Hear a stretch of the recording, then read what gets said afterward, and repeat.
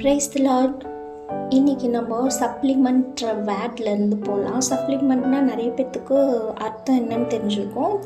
தெரியாதவங்களுக்கு நான் சொல்லிட்டு ஸ்டார்ட் பண்ணுறேன். சப்ளிமெண்ட்னும் போது தமிழில் அது என்ன சொல்லுவோம்னா துணை பொருள் அப்படின்னு சொல்லுவோம். அதாவது ஒரு பொருளோ இல்லை ஏதோ ஒன்று இருக்குன்னு வச்சுக்கோங்களேன், அது கூட அடிஷ்னலாக இன்னொன்று ஆட் பண்ணி அதை இன்னும் பெட்டராக செய்கிறது வந்து சப்ளிமெண்ட் சொல்லுவோம். எக்ஸாம்பிளுக்கு இப்போ டாக்டர்கிட்ட போனீங்க அப்படின்னு வச்சுக்கோங்களேன், டாக்டர் உடம்பு சரியில்லை அப்படின்னு டாக்டர்கிட்ட போகும்போது விட்டமின்ஸு இல்லை மினரல்ஸில் ஏதாச்சும் ஒரு குறை இருக்குது அப்படின்னா அது உடம்புல நிறைய சிக்னஸ் கொண்டு வரும். ஸோ நிறைய சிம்டம்ஸ் இருக்குது.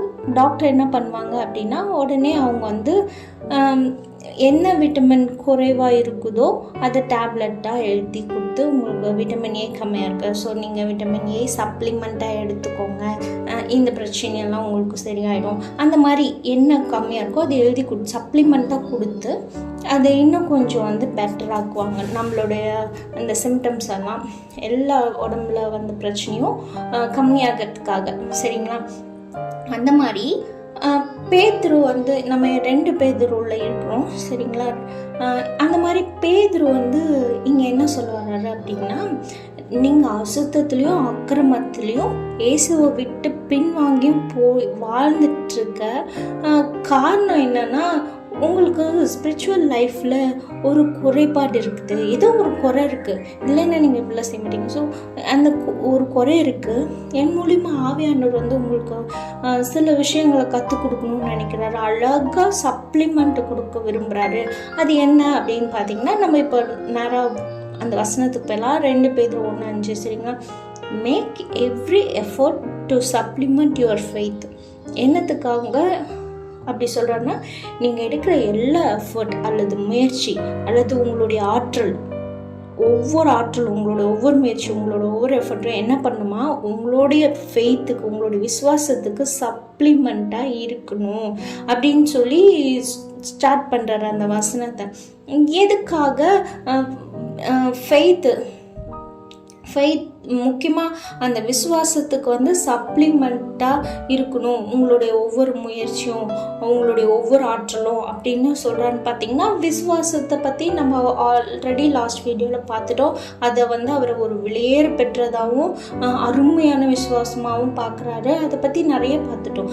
இன்றைக்கி கூட விசுவாசத்தை பற்றி இன்னொன்று அடிஷ்னலாக நான் என்ன ஆட் பண்ணுறேன் அப்படின்னு பார்த்தீங்கன்னா, விசுவாசன்றது நீங்கள் இந்த பிக்சரில் பார்க்குறீங்க இல்லையா, இந்த மாதிரி ஒரு அது வந்து சர்வாயுத வர்க்கத்தில் ஒன்று. முக்கியமாக அது வந்து ஒரு கேடகம். இப்போ நம்மளுக்கு ஆப்போசிட்டில் இருக்கிறதான நம்மளுடைய எனிமி வந்து அவன் போடுற எல்லா நம்மளை நோக்கி விடுகிறதான எல்லா அம்பு எல்லா ஆயுதங்களையும் நம்ம வந்து தடுக்கணுன்னா நம்ம கையில் ஒன்று வேணும் இல்லையா, ஒரு கேடயம் வேணும் இல்லையா. நீங்கள் இப்போ இருக்க மிலிட்டரிஸை யோசிக்காதீங்க. அந்த காலத்துலலாம் சண்டை போடும்போது எப்படி போடுவாங்க, வார்க்கு போனப்போ அவங்க கையில் கேடயம் இருக்கும், கையில் வால் இருக்கும், இதெல்லாம் இருக்கும் இல்லையா. அப்படி இப்போ இந்த பிக்சரில் இருக்க மாதிரியே பாருங்கள். சரியா?